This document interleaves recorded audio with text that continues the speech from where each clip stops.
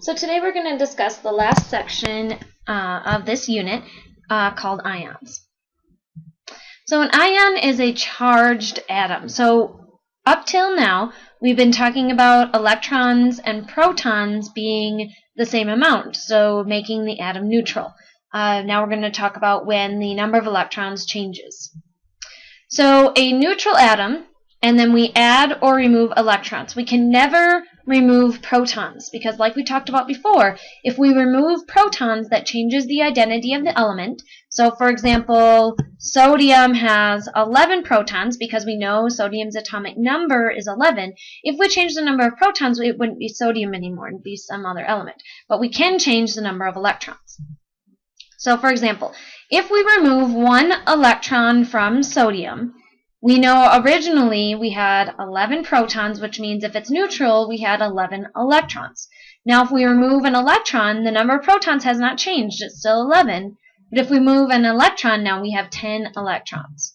So we have 11 protons, 10 electrons. This gives the sodium atom a +1 charge, okay, because protons are positive, electrons are negative, so we're kind of subtracting them. Well, 11 minus 10 is +1. And we can also write an equation to represent this. So here's sodium, our neutral atom, and then we're losing that electron, so here it is by itself, and then here's our Na +1. There are two specific types of ions. Okay, the first type is a cation. This is where one or more electron is lost from the neutral atom, and because it's lost, just like with the sodium, it gives the ion a positive charge. All metals form cations. Now, you kind of have to think backwards here because we're losing an electron, but we're making the charge positive, and those don't seem to go together. But you have to remember that electrons are negative. They're negatively charged, and so losing one is taking away a negative. So it's kind of opposite thinking. Let's look at another example. Mg2+ is the magnesium ion, and so we took magnesium, took 2 electrons away, and now we have Mg2+. So notice that for all the metals, we're forming cations, and the way that we name it is just the element name and then ion. The other type of ion is the anion. This is where one or more electron is gained by the neutral atom. So because we're gaining negative things, it's giving the ion a negative charge. And so all anions are negatively charged, and all nonmetals form anions. So metals form cations or lose electrons. Nonmetals form anions or gain electrons. So for example, if we take chlorine, Cl-1 is now the chloride ion. So whereas with cations, it's just the element name, with anions, we change the ending to an IDE. So chloride ion, not chlorine ion. So here's our neutral chlorine atom plus an electron, and now we're producing the chloride ion, which is Cl-1. An ion is never formed by changing the number of protons in the atom's nucleus. Now, I know it feels like we've said this a million times already, but it's extremely important. Number of protons cannot change. You can only change the number of electrons. Okay, an ionic compound occurs when we take those metal cations and those nonmetal anions. Because cations want to get rid of their electrons, anions want to gain electrons, they make a really good pair. Okay, so let's relate ion charges to the periodic table. Okay, we talked about all the different groups on the periodic table, and each of these groups has a specific charge. So all group 1 metals, so that all that first group, are all going to form 1+ ions. So they're all going to lose 1 electron. Group 2 metals are all going to form 2+ ions. So they're all going to lose 2 electrons. Okay, remember, we're going to skip those transition metals in the center and go all the way over to group 3, and we'll look at a picture of this in a second. Group 3 metals all form 3+ ions because they all lose 3 electrons. Okay, transition metals form cations with various positive charges, so when we get into those, we'll talk about how to figure out what type of cation they form. Okay, now let's skip over to the nonmetals. Group 7 nonmetals, which are the halogens, all form 1- ions because they all gain 1 electron. And group 6 nonmetals, which don't have a specific name, all form 2- ions because they gain 2 electrons. Okay, and if we went to group 5, we're just going in order, so group 5 is going to gain 3 electrons or form a 3- ion. Okay, the group 8 nonmetals, which are the noble gases on the very end, remember we said that they're noble because they don't react. So if they don't react, they don't need to lose or gain electrons. They're already stable on their own, so they don't have a charge. We could think of them as a charge of 0. Okay, so here we have group 1. These were the alkali metals. Here are alkaline earth metals, and they're all group 2. Transition metals, we said, had variable charges, and then here we've got our last set of metals, which are +3. This includes things like aluminum and those metals. Okay, now let's jump over. We have noble gases, and we know that they have no charge because they're already stable on their own. Then we've got the halogens, which all gain 1 electron. Then the next group gains 2 electrons. The next group gains 3 electrons. Now here's the tricky part. This group can either gain 4 or lose 4, and we'll talk about later on why that is. But for now, just keep in mind that it's plus or minus 4. You will need to know these charges, and since they somewhat go in order, it shouldn't be too bad, but you're going to need to know them. You won't be given a chart like this that tells you the charges. Okay, so now we talked about ionic compounds a little bit, so let's go into that a little bit more. Okay, well, compounds that contain ions are known as ionic compounds. So, for example, table salt, which is sodium chloride, contains the Na1+ ion and the Cl1- ion. Compounds need to be neutral, and so that's why we have a +1 and a -1. And in ionic compounds, the positive and negative charges are really attracting to each other. Think about like the north and south pole of a magnet. And so ionic compounds usually have very high melting points. Salt's melting point is 800 degrees Celsius. That's really high. And it's because of that really strong attraction between the cation and anion. So it also has a really high boiling point as well. Ionic compounds on their own will not conduct an electric current, and water by itself will not conduct an electric current either. But if you put them together, they will conduct electricity because the water breaks apart the cation from the anion, allowing the electrons to be free to move around. And in order to conduct electricity, electrons have to be free to move.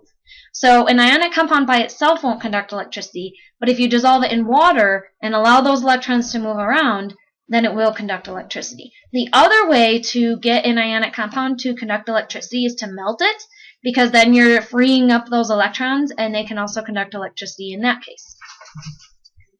Okay, so here's an example. Here's just regular water, so here's all of our water molecules, and we've got a little conductivity apparatus, and it's not conducting electricity. Okay, here we've got a whole bunch of salt, so you can see the sodium cation and the chlorine anion, but they're all bonded together in this very crystalline structure.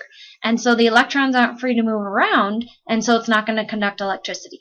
But once we put water with the salt, the water has 2 parts, a positive hydrogen, a negative oxygen. So the hydrogens attract to the negative chlorine, and the sodium, see how they're all attracting to these negative oxygens? And so it pulls that apart and allows the electrons to move, which then conducts electricity. Okay, ionic compounds also have other characteristics besides their melting point. So an ionic compound is a metal with a nonmetal. Because remember, we said that metals form cations and nonmetals form anions. So we need that positive and negative component to go together. So usually for an ionic compound, it's going to be opposite ends of the periodic table, because metals are over here and nonmetals are over here.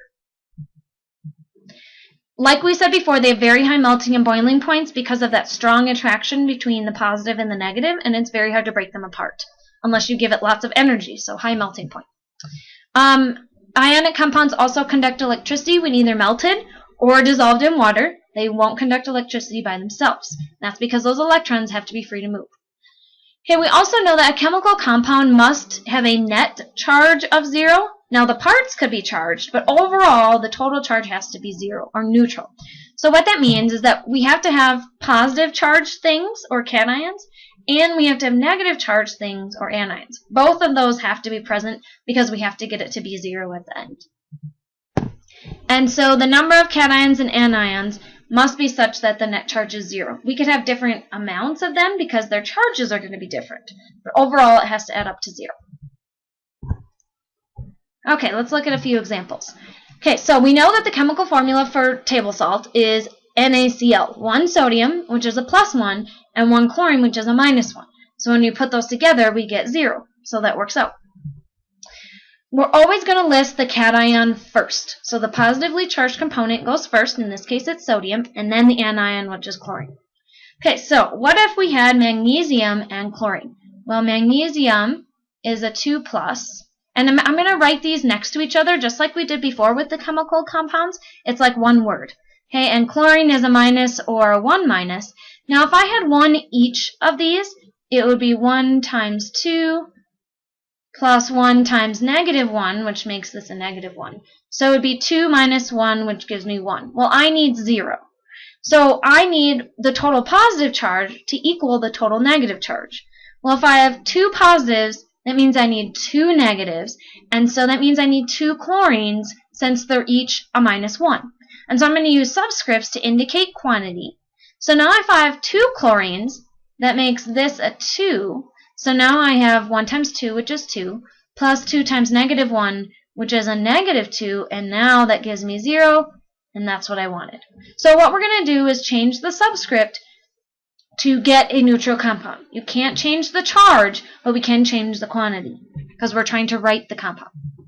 Alright, let's look at barium and oxygen. So barium is a 2+, oxygen is a 2-. Well, if I have one each of these, that's 1 times 2 plus 1 times a -2.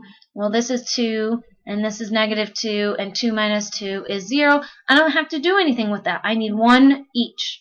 And so it's already good the way that it's written. Alright, what about lithium and nitrogen? Lithium is a 1+, nitrogen is a 3-. Okay, and again, notice I'm writing them close together. It's like one word, and I'm just making the charge a superscript. Okay, well, as it's written right now, I have 1 that is equal to a +1, plus 1 that is a charge of a -3. So I have 1 minus 3, which gives me a -2. I need it to be 0. So I need the positive charge to equal the negative charge. So I have -3, I need +3. And since each lithium is a +1, I need 3 lithiums in order to get a +3. So now I have 1 times 3 plus 1 times -3, and now I have 0. Alright, let's try one more. So calcium is a +2 and phosphorus is a -3. So I have Ca2+, P3-. So as it is right now, I have 1 times 2 plus 1 times -3. So 2 minus 3 gives me -1. Well, all these other examples, except for the barium and the oxygen because they were the same, I had one of my charges was a 1. I don't have that here. So I'm going to need to manipulate both of these. So I need to find a common number between 2 and 3. The only common number I can think of is 6. And so what that means is that I want my total positive charge to equal +6, and I want my total negative charge to equal -6, because then that will give me 0. Well, if calcium is a +2, that means I need 3 calciums to give me that +6. Just 2 times 3 is 6. And if phosphorus is a -3, I need 2 phosphorus to give me the -6. And so my overall compound ends up being Ca3P2. And you can write the charges, and that's totally correct. Some people don't like to write the charges up top, but I think it helps me to make sure I'm writing a neutral compound. So you can absolutely do that. Okay, so before we get started with the check for understanding questions for section 5 about ions, I have a chemistry cat joke about ions. So it says, lost your electron? Gotta keep an eye on them. Alright, section 5. Number 1, what is a cation? What type of elements form cations? And same for an anion, what's an anion? And what type of elements form anions? Number 2, go back to your sketch that you did of the periodic table from section 4. So now that we've talked about charges, label each group with the appropriate ion charge. Number 3, what does water do to the ions in salt that allow for electricity to be conducted? Number 4, what are some characteristics of ionic compounds? And number 5, write the compound formed by the following ions. So for each pairing, write the correct ionic compound. Okay, so again, go over these questions and we'll discuss them to check off your notes. Have a good day.